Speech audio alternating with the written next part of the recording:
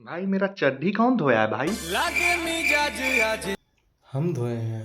सही नहीं है। अच्छा अच्छा, ना थोड़ा अजीब जैसा लग रहा है। वाह बेटा, मतलब हम भाईचारा में धो भी दिए और तुम ना ना, वो मतलब नहीं था। कितना भी कर लीजिए, मारने वाला छोड़ेगा नहीं। तुम तो यार बुरा मानने लग गए यार। मिठाई तो दही नहीं है। अरे ना ना भाई, आज देख लिए,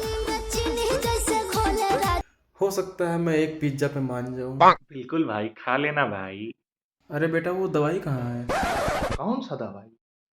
अरे कीटाणु मारने वाला। कहाँ था? अरे उस सरफ के डिब्बा में था। अच्छा, उस सरफ के डिब्बा में था, तभी कहे कि इतना झाग काहे निकल रहा है। अब तक तो कीटाणु मर गया होगा।